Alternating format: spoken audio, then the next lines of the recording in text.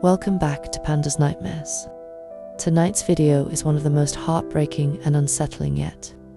Stories of parents who can never forgive something their child has done, whether it's betrayal, deception, or something far worse. These are the moments that shattered families and left wounds that may never heal. Some of these stories are shocking, others are tragic, but all of them will leave you wondering how. Do you move forward when the person who hurt you the most is your own child? Before we begin, I want to share something personal. I'm raising funds for my dad's medical treatment, and any support would mean the world to me. If you'd like to help, the GoFundMe link is in the description below. Thank you for being here now. Let's get into these unforgettable and chilling stories. Story 1. My grandmother gave me her coin collection before she died. Every silver dollar, half dollar, quarter, dime, nickel, and penny from every year since 1885. She had most mints as well. Every silver certificate, every bill, everything except 50s and 100s. This collection was her masterpiece, her pride and joy.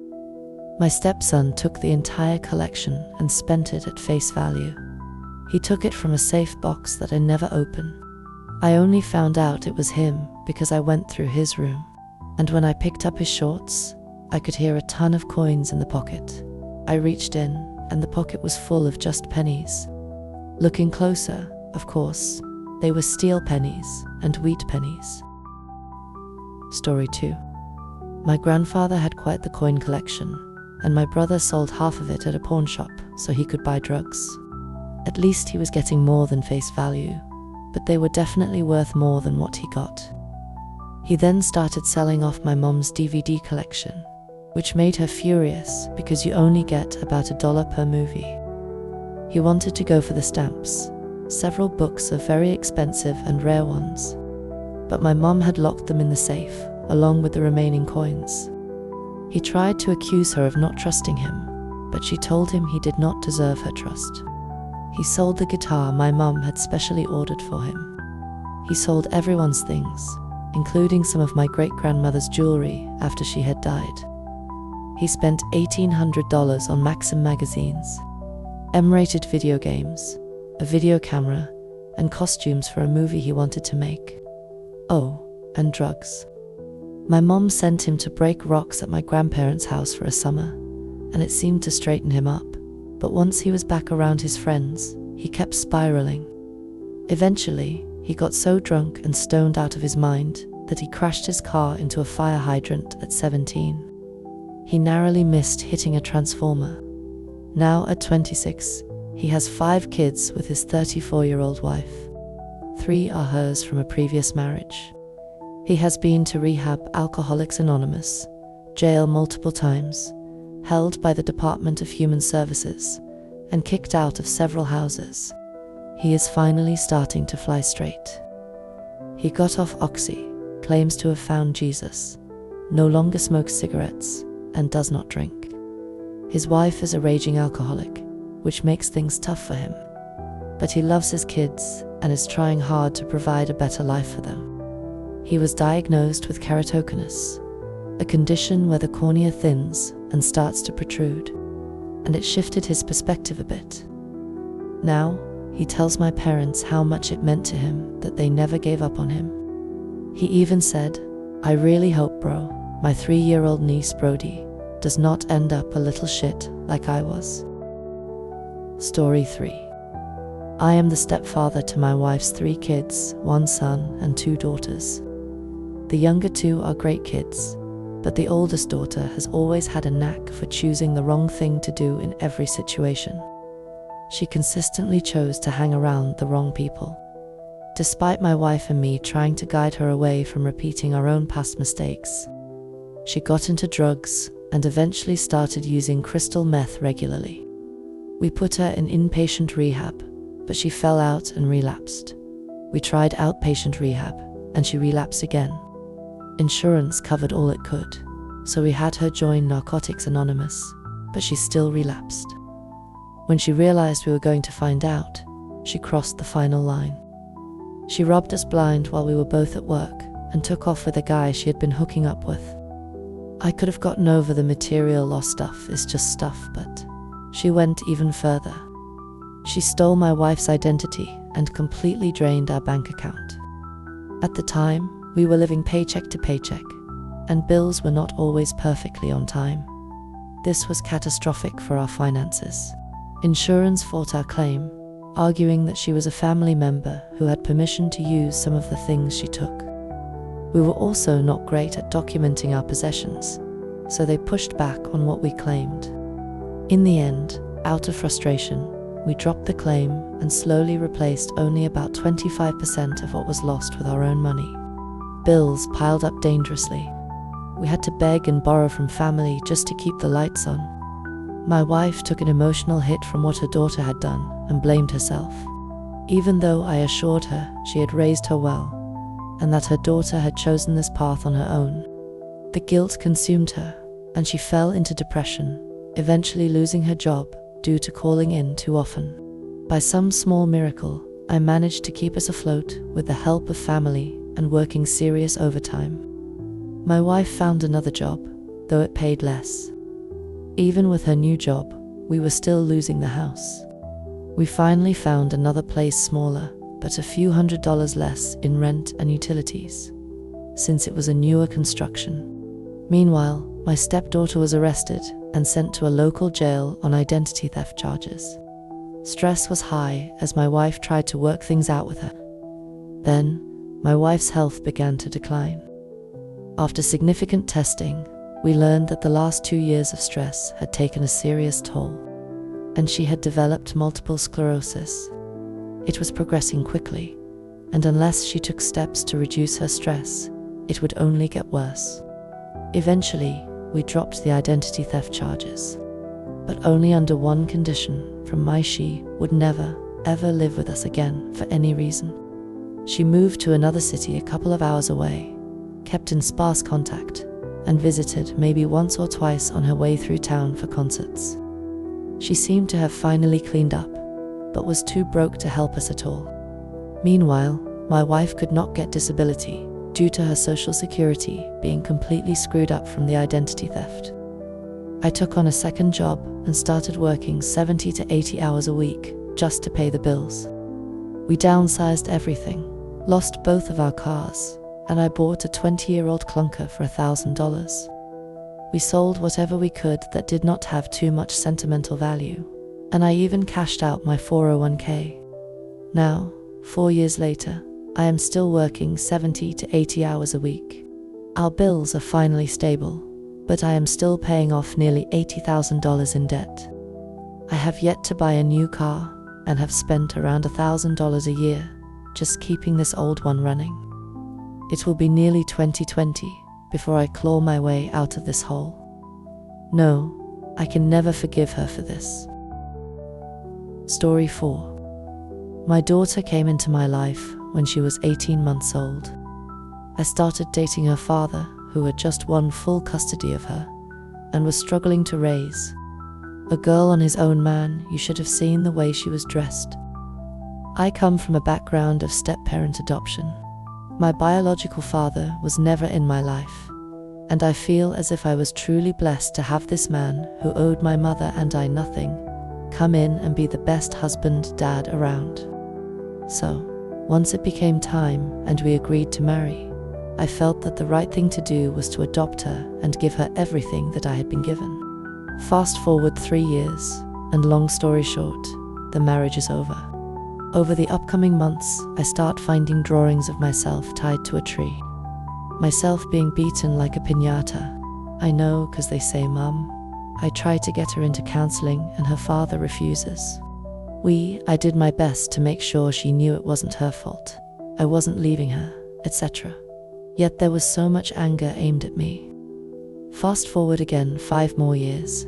She is now 9-ish and continually more aggressive, and is now mastering the arts of emotional manipulation. Even when the truth is easier, she lies, stealing, failing at school, bullying, and yet at the same time claiming she is a victim. She knows she is adopted, we never hid it, and twice has told me that I am a horrible person and should never have picked her. Each woman her father dates is better than me, and she lays constant shame. Each woman brings another tantrum, demanding that I give her up and let a better person raise her. I'm working my single ass off to provide for her the half of the year she is with me, but I do not see any appreciation, just hate. At age 11, we find out that she is smoking, doing drugs, and had had more sexual partners than I had through my 20s.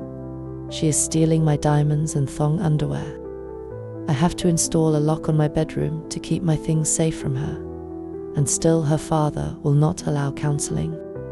Her answer for why she does it all, I dunno, 'cause I can.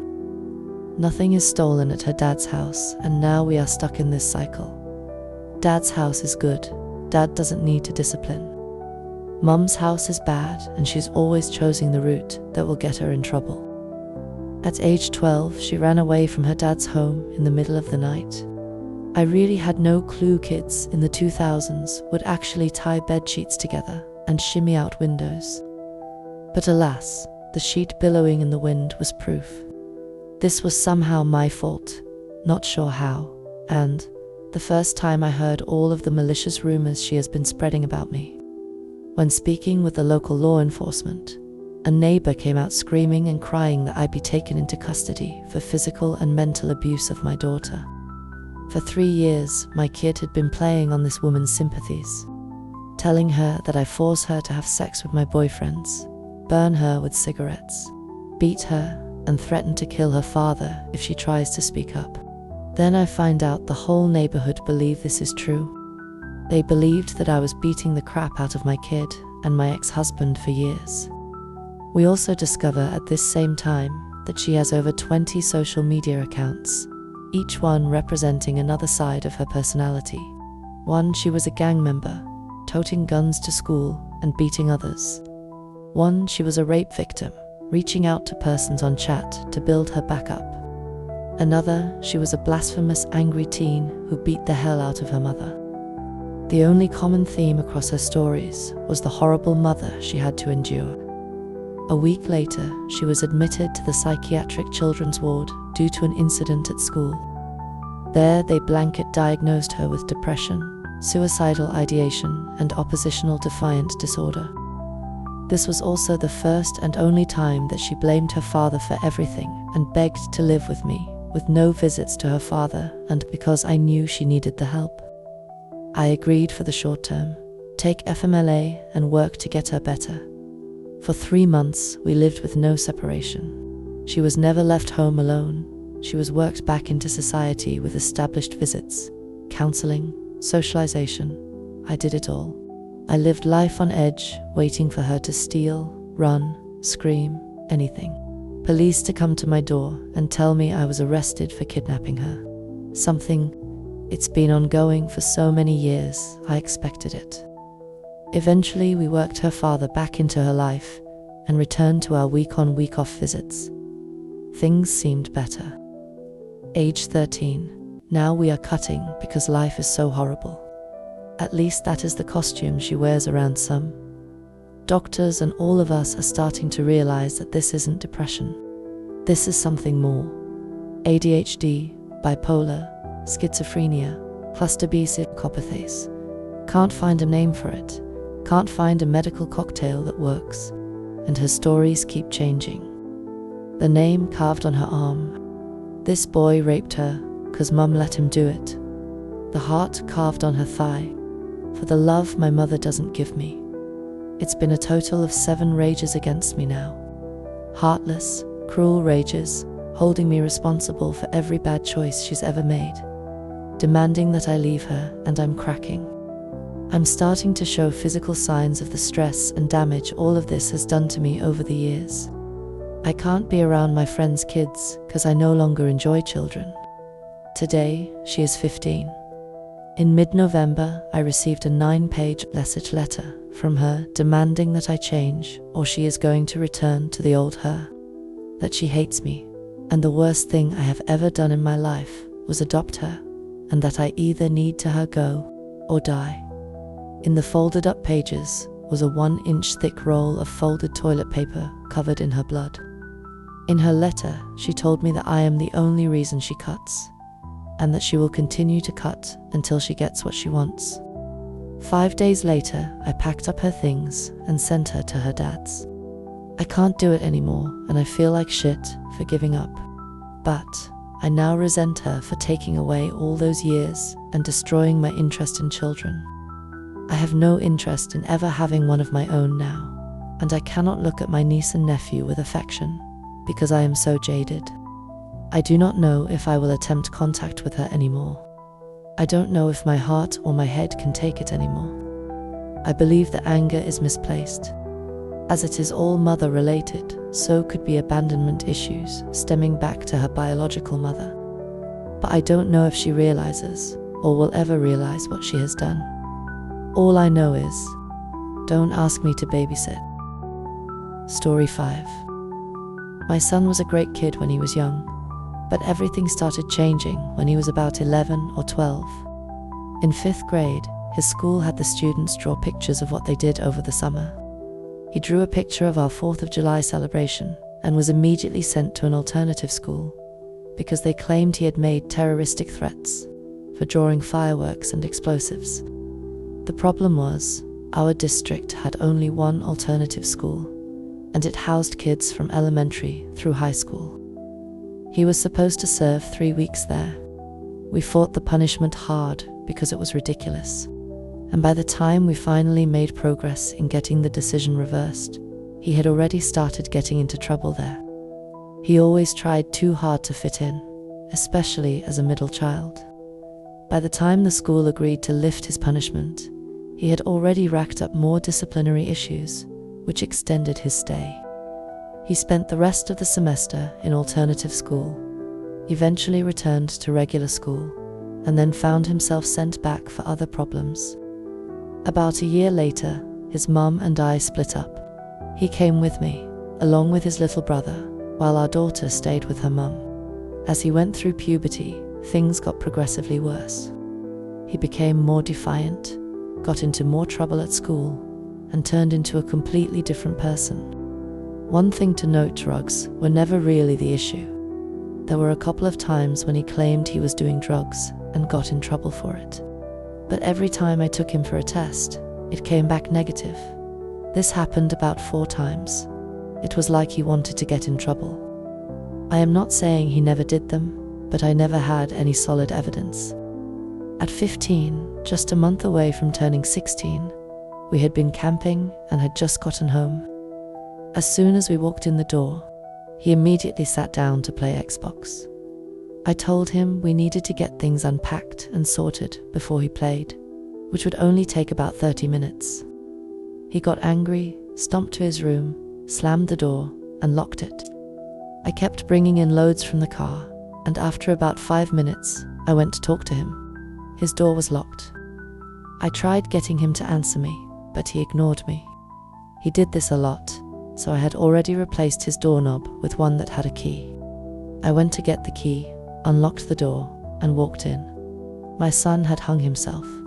I screamed for my girlfriend at the time to call 911 and rushed to pull him down. I had to hold his body against the wall with mine just to untie him. I laid him down and started CPR. After a few cycles, I got a weak pulse, and he started gasping for air. His breathing was slow and irregular, but then his pulse faded again. I started CPR again. This happened for a few cycles before the ambulance arrived. They induced a coma to try to help him recover. He survived, but it was a massive loss in its own way. He was diagnosed with an anoxic traumatic brain injury, which significantly impacted his intelligence. Recovery was slow, and he spent 6 weeks in rehab. For the first year after, he was sweet again. He made it back to high school, but then it got 1,000 times worse than ever before. He started becoming sexually inappropriate and had violent outbursts. One day, he did not come home from school. I panicked and called the police to report him missing. That was when I found out he had been arrested. No one from the school or law enforcement even notified me. It turned out that the school resource officer at the middle school, where my youngest son went, had called it in, My oldest had hit his little brother at the bus stop and given him a black eye. That was enough for them to charge him with domestic violence. Because it was a state charge, there was nothing I could do. The court ruled that he could not be around his brother unsupervised. That meant he could no longer live with me. He moved in with his mum, but 6 weeks later, he was in jail again for hitting both her and his stepfather. Now, at 16, almost 17, he was stuck in a situation where the state would not allow him to live with any of his siblings. My parents, especially my father, who was on dialysis at the time, stepped in and said they could handle him. They had been a huge part of his recovery, and he had never shown anger toward them, so we agreed to let him stay with them. For about 7 months, everything seemed fine. Then Christmas came. My parents took him to my brother's house in the middle of the week. I planned to meet them there that weekend. When I finally arrived, I walked into absolute chaos. He had exposed himself to a cousin. When confronted, he became aggressive. My mother tried to intervene, and he shoved her, causing her to fall. That was his third domestic violence charge, and this one was against the elderly. He was also charged with indecency. But for some reason, in that county, the police could not arrest him right away. They had to complete an investigation first, so I was left with no choice but to take him home with me. I had to drive him 4 hours back, missing Christmas with my family. In the end, he was sentenced to 3 years for all of it and served 18 months. Now, he is out of jail and has his own place. It is a small RV, but it is his. I have not seen him in about 3 months, and have only spoken to him once on the phone. Over Thanksgiving, I was 4 miles away from him. I almost went to see him, but I didn't. The part I cannot forgive.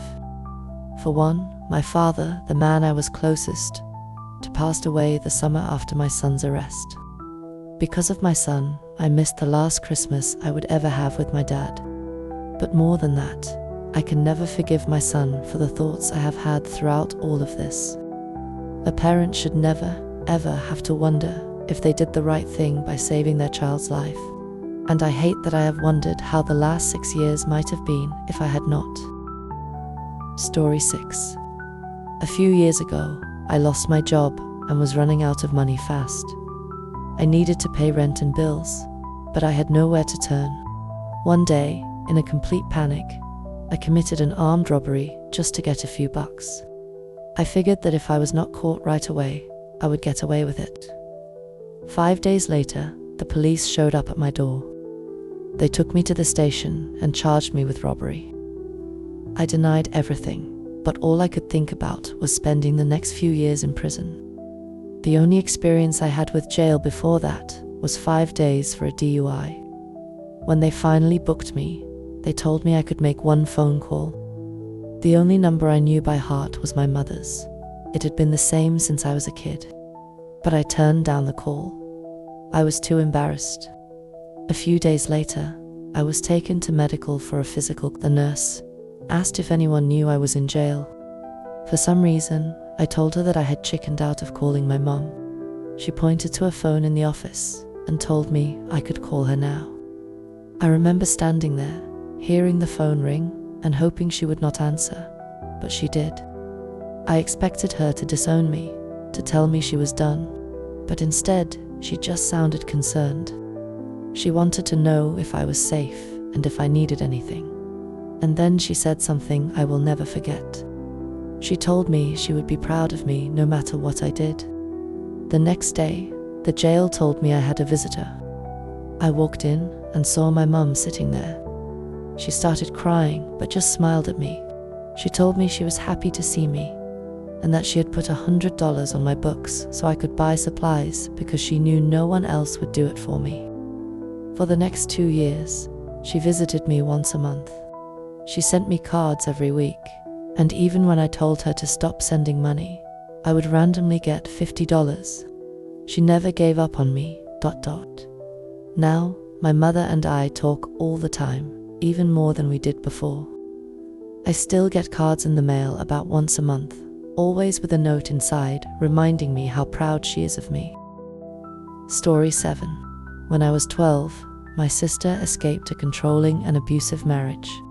She had nothing but her 6-month-old son when she moved back into our parents' home. Over the next 15 years, I was deeply involved in raising that child. I was not just an auntie, was practically another parent. When he became a teenager, everything changed. He helped his father blindside my sister with a lawsuit, suing for custody. Her ex had been trying this every couple of years, just to drag her into court and force her to deal with him. It had never gone anywhere before, but this time was different. My nephew was old enough for his wishes to be considered, and my sister did not have the money to fight it. The worst part, he had never once mentioned wanting to live with his dad. Yet there he was in court, sitting next to the man who had tormented my sister for years, spewing the most hurtful lies about her. He told the judge that she paraded men through the house, that she left him alone for days while she was out sleeping around. I watched my sister's heart shatter in that courtroom. She had worked herself to exhaustion as a single mom, doing everything she could to give him a good life. Our entire family had chipped in to support them. And after everything, this was how he repaid her. That was the moment my sister gave up on her son. Now, he is in his 20s, living in his father's basement. I know he is another victim of his dad's manipulative control. I understand that. But after what he said that day, after seeing the pain he caused my sister, I was done too. Story 8. I am the son in question. I remember the day I told my mother that my 17-year-old girlfriend was pregnant. Something changed in her that day, and it definitely was not for the better. I knew I had messed up, but I did not fully understand the struggle the way she did. My mother had me when she was 17. She had scholarships to go to art school and a real shot at making something of herself. Instead, she ended up raising me.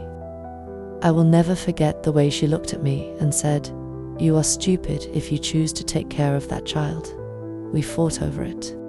I felt that since I was the one who got my girlfriend pregnant, I needed to take responsibility.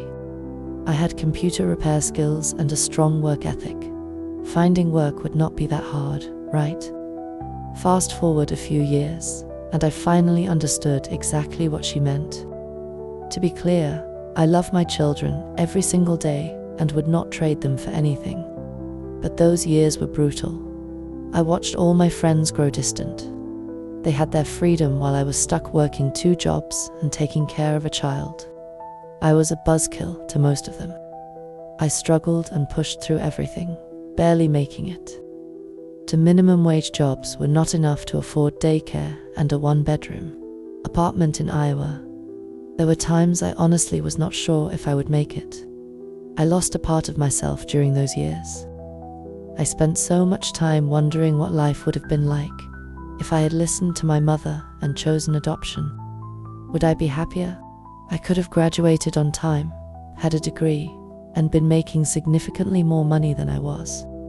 Despite everything, I eventually prospered. My mother and I have never been the same, though she lost custody of me when she was younger because she could not keep up. She was proud of me when I finally got my degree and landed a real job. It took 6 years to do what should have taken 2, but I still did it. My mother will never forgive me for putting myself through exactly what she went through. But I proved her wrong. Just because you are destined to fail does not mean you will. Now, I have a second beautiful daughter and a wonderful girlfriend, whom I plan to marry next year. Story 9. I do not have kids yet, but I can share something I did that my parents have never forgiven me for. When I was 7, I got my parents in trouble with the police and child services. This was about 20 years ago when I was in 4th grade, living in a medium-sized town in New Jersey. I am a first-generation Chinese American. Both of my parents are from Hong Kong and moved to the States in their teens. I was a hyperactive kid. My parents worked long hours in New York City and came home late. They did not have time to take me to Pee Wee soccer or Pop Warner football. School was my only real outlet for socialization, and as a result, I was often disruptive in class. I saw other kids with parents who played catch with them, celebrated Thanksgiving dinners, and showered them with Christmas presents. I wished I had parents like that. But my parents were traditional Chinese immigrants. When I misbehaved, they disciplined me in their own way. My father used a bamboo stick or the handle of a feather duster. I did not know any different at the time. I thought that was just how things were. One day, a teacher found out. I do not remember how. Maybe they saw a bruise. Maybe I said something without realizing the weight of it. Maybe I just wanted attention. It is all a blur. But the moment word got out, everything escalated. The teacher told the nurse told the principal, and before I knew it, detectives were at my house. My parents knew something was wrong because they started getting phone calls. That night, when my mother got home from work, she greeted me differently. Instead of calling me by my full name, Wapoon, she simply said, "Hey, Wap." She had never called me that before. That was when I knew I had messed up. It got bad, very bad. I tried explaining that my father never hit me out of anger or raged at. This was just how he did things. Maybe that explanation softened the consequences for them. We were lucky. Instead of something worse, we had to go through family counseling. But my parents never forgave me for it. From that day until I left for college, I was treated as a second-class citizen in my own home. I was the one-ply toilet paper, while everyone else got the two-ply, so to speak.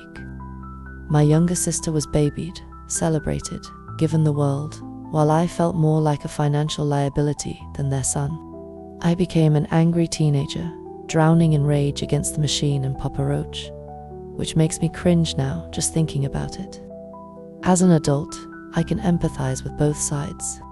To my parents, I had been their pride and joy, and suddenly, I became a source of shame and humiliation.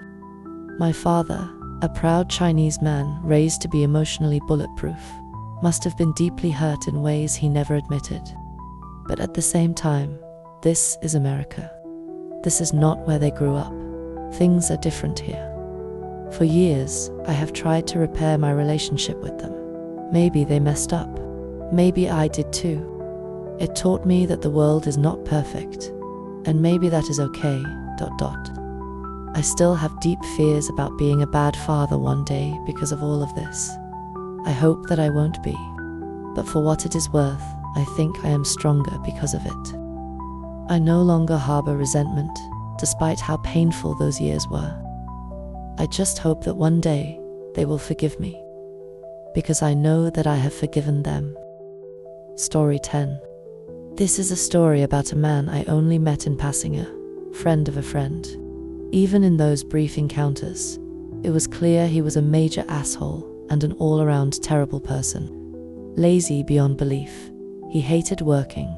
All he wanted to do was watch sports, drink, and eat. He only worked when absolutely necessary and lied constantly about his so-called career.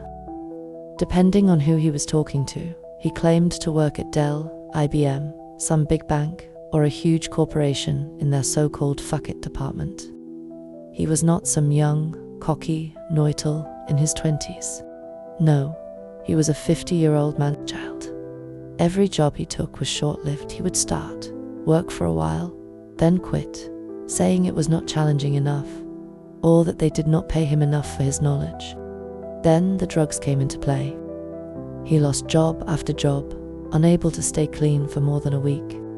He was fired from one job for showing up still drunk from the night before, and another after being found passed out in the bathroom after shooting up. When working was no longer an option, he started selling drugs. That was around the time he got into a long-term relationship with a prostitute. Things spiraled even further when he started stealing from his mother. His father had died when he was a child, and now, in her 80s, his mother was disabled and mentally deteriorating. He drained her money, drove to Oklahoma or Louisiana to gamble at casinos, and lived in her house, leeching off her completely. He pressured her to change her will so he would get everything, even forcing her to sign a fake, handwritten version. He abused her, tried to sell the house in some shady mortgage deal, and attempted to get power of attorney over her. She was too frail and mentally gone to fight back. She spent her days sitting in her chair, crying. To make it worse, his prostitute girlfriend sometimes brought clients into the house whether he was there or not. The rest of the family did everything they could to remove him, but legal obstacles made it difficult. His sister finally managed to gain power of attorney just weeks before their mother died. By then, they had managed to get her into a nursing home, but her health declined rapidly. She never truly escaped the torment of her own son. After she passed, he was supposed to be out of the house, but he refused to leave. Instead, he barricaded himself inside, hoarding trash and junk while the family tried everything to get rid of him. For some reason, the police would not get involved. Less than 6 months after his mother's death, he was killed. Or maybe he had a heart attack. No one knows for sure. The prostitute girlfriend and her 21-year-old son showed up one day.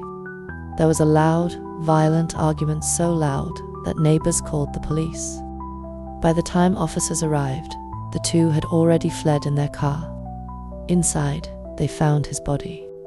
That was the end of it. No charges, no real investigation. Just another dead drug addict, as far as the authorities were concerned.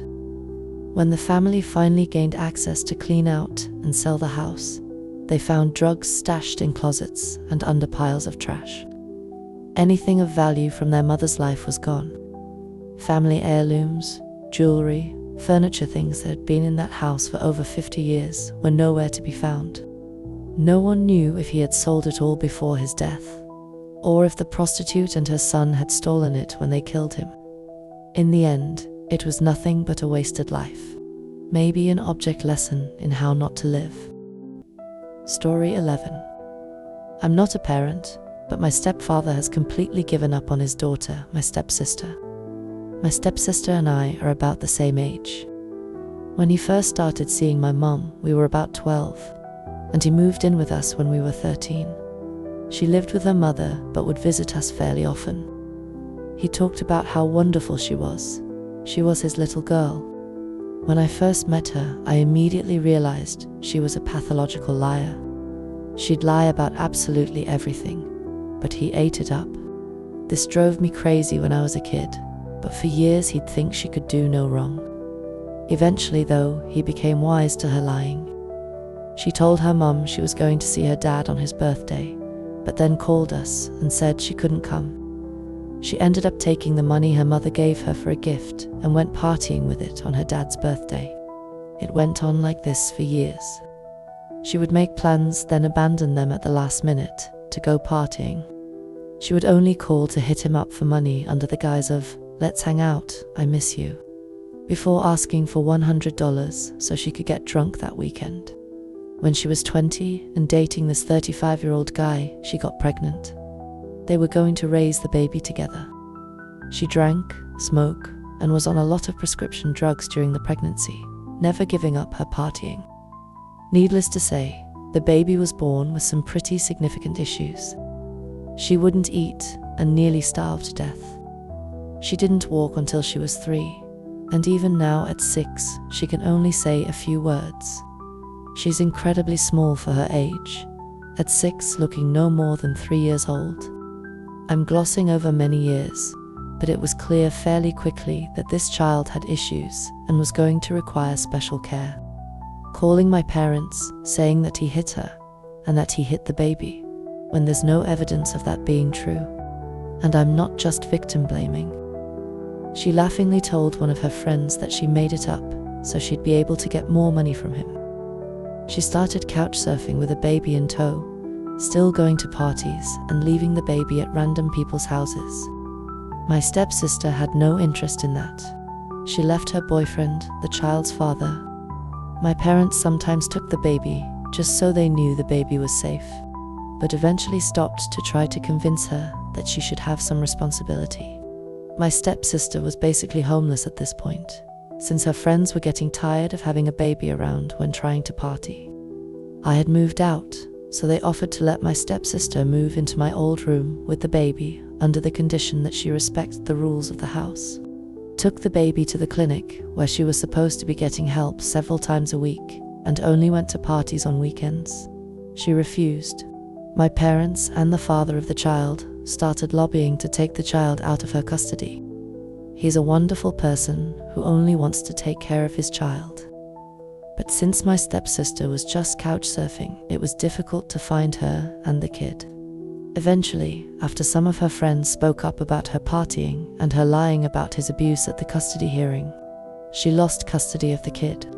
The child lives with her father now, and my parents go visit her a couple of times a month.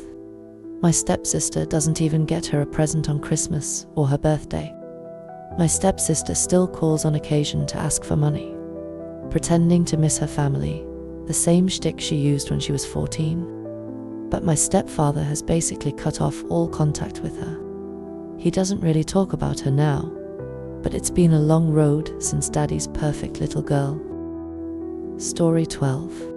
I am pretty sure my mother has not forgiven my 41-year-old brother for something that happened when he was 4. He was left alone in the bathroom for exactly 13 seconds. That was all the time he needed. In that short window, he managed to parkour off the toilet, snag a bottle of Flintstones vitamins from a very high shelf, and gobble down the entire contents before my mum could even realize what had happened. This was not just a random act of mischief. The Flintstones vitamins had already been the subject of an ongoing war between my mum and my brother. Any parent can probably relate to the Rain Man-like obsession kids develop with things they love and their complete inability to understand the concept of moderation. As a parent, you eventually start regretting introducing them to anything at all, because you find yourself trapped in an endless Groundhog Day loop that drains your soul, while their little gremlin brains seem completely unaffected. My brother had been waging a relentless campaign for unrestricted Flintstones consumption. And, in that moment, his dream came true. Naturally, my mum, worried for his health, but also absolutely fuming over his idiotic victory, rushed him to the emergency room. He ended up being fine.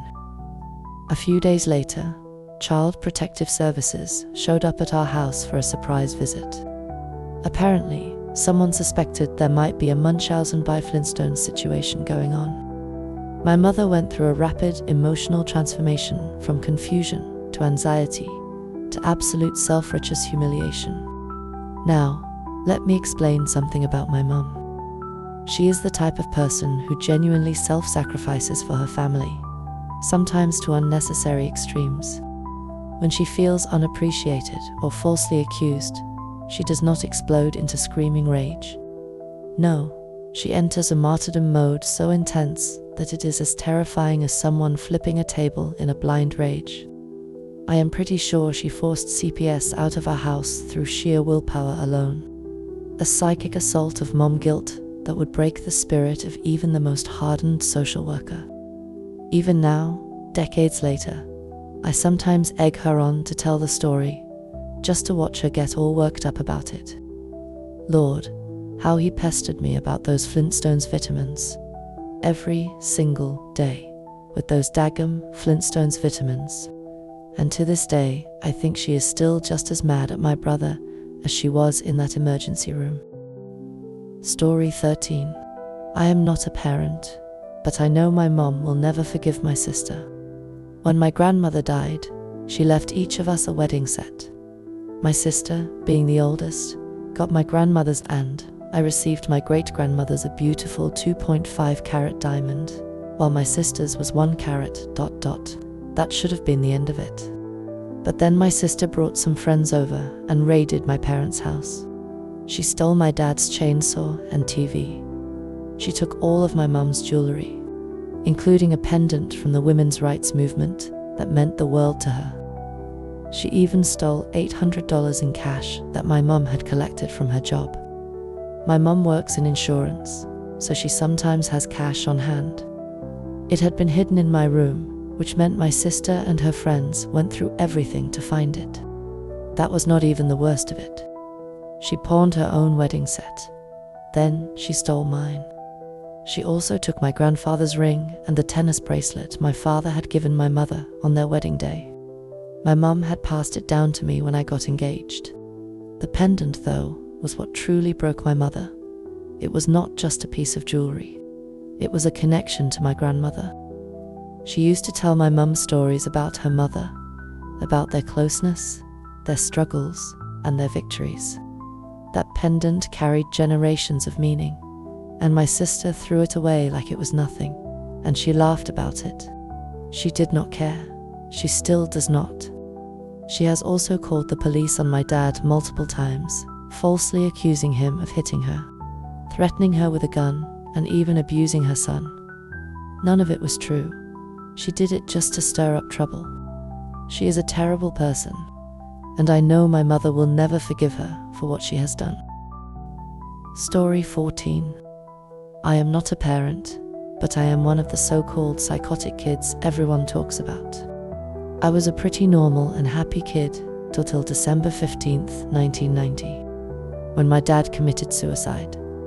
Looking back, I was deeply attached to him, more so than to my mum. I could not understand why he had left me. My mum told me that at Christmas dinner that year, I suddenly burst into tears and asked, "Why would Daddy leave us? Doesn't he know his boys need him?" It was a heartbreaking moment for her, for me, for all of us. That loss changed me in ways I still cannot fully explain. I developed serious emotional issues. I tortured cats and small animals. Worse, I tortured my little brother. And I do mean tortured. I locked him in a box until he developed claustrophobia. I shot him. I stabbed him. I lit him on fire because he had fallen asleep and his arm was in my way. I convinced him that our dad had committed suicide because he was a bad kid. Truly awful things. I stole. I lied. I was an outcast at school, partially because I was the new kid and partially because I was, well, me. When other kids picked on me, I did not just fight back. I destroyed them. The first time I was arrested was in 2nd grade. I beat a kid senseless and then ran away from school. That same year, one of my psychologists had me committed. That sort of thing should have been traumatic. But honestly, all I remember was getting to play video games in school there. Things did not start to calm down until they finally found a medication that worked for me. It mellowed me out, but it also made me so drowsy that I kept falling asleep in class. Kids and teachers would make fun of me for it. Not that I could really blame them. I had put them through hell. For my mum, my high school years were the happiest of my childhood. I was finally stable. I got good grades. I was responsible. I had a future. Then I went off to college. And that was when I discovered alcohol and drugs. It started with weed. It ended with crack cocaine. Over the next few years, I became a full-fledged addict. I even got my little brother hooked. He never finished high school, and we both started stealing and lying anything to fund and hide our addictions. Somehow, we managed to keep it a secret from our mum. She thought we were just naturally assholes. She had no idea that we were constantly either high or going through withdrawals. Then, 6 years ago, my brother quit cold turkey in April. I followed in July. I quit a week before my birthday because I wanted to start fresh. But being the manipulative person I had been for so long, I thought I could talk my way out of my legal troubles. I went to court on my birthday to make payment arrangements on the thousands of dollars I owed the city of Phoenix from various charges, traffic tickets, and whatever else I had accumulated. I figured I would get another chance. The judge saw right through my bullshit. Instead of walking out with a plan, I landed in jail. At the time, it felt like the worst thing that could have happened. But looking back, I know that judge saved my life. I had already been clean for a week, and being locked up forced me to stay that way. After I got out, I got a job. I completed a diversion program and had my drug charges expunged. There have been setbacks, financial ones, mostly, but no relapses. Now, I live in Dallas. I have a great job, and I am a year away from getting my bachelor's in accounting. My brother and I have an incredible relationship. His first baby is due next Sunday, and we are all excited. Somewhere around middle school, I developed a sense of empathy. I stopped taking pleasure in hurting animals and people. I have apologized for the horrible things I did, for all the pain I put my family through. I even helped my mum color her hair now since, after all, I am the reason it turned grey. This past Thanksgiving, we all made it back to Phoenix for dinner with my grandparents. Sitting at that table, my family told me how proud they were of me for finally pulling my life together. That was what I was most thankful for. That I had finally become someone my family could be proud of, instead of someone they had to be ashamed of. So, to all the parents out there who feel like they are losing their kids, there is hope. And to all the mums who have ever had their kids scream at them that they hate them, I promise you, they do not. I never hated my mother. I cherished her. I was just terrified she would leave too. So, I pushed her away until I was finally ready to hold on. Do not give up on your babies. Story 15. I still cannot believe my mother forgave me. During a huge fight, I told her she was a bad mother, and I have never seen her look so hurt in my life. For some context, my mum has done an incredible job. Her first husband, the father of my 2 older half-sisters, was a drunk who walked out on her. This was despite the fact that my oldest sister was born with cerebral palsy, prone to seizures, and had been in a wheelchair her entire life. My other sister, in contrast, was incredibly smart and driven, the complete opposite. Then my mum married my father. He joined the Navy to get his life together, and despite being top of his class, he went on a cocaine bender the night before he was supposed to be deployed. He got kicked out. Not long after, he walked out on my mum when I was 3 years old. The last time I saw or spoke to him, I was 5. She was left alone, raising 3 kids, one of whom was paralyzed while working 2 jobs and going to community college. She never stopped pushing forward. And yet, in middle school, during a stupid argument, I threatened to call child services and tell them she was a bad mother. In an instant, all the fight drained from her. She just broke. The look on her face was devastating. I have never felt sorrier for anything in my life. To this day, I do not know how she forgave me. But since then, I have done everything I can to never take her for granted again. She kept working her ass off. She got her degree and landed a solid job as a graphic designer at Motorola. My paralyzed sister took 8 years, but earned her bachelor's degree.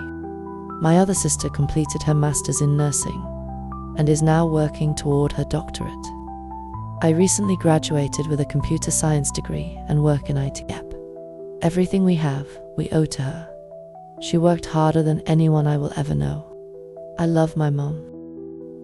And that wraps up tonight's powerful and heartbreaking stories. If these tales left you speechless or made you think about the complexities of family, don't forget to subscribe to Panda's Nightmares for more gripping and unforgettable content. Hit the like button, follow for updates, and check out my other videos for even more intense and thought-provoking stories. And one final note: if you can please consider supporting my dad's medical treatment through the GoFundMe link in the description.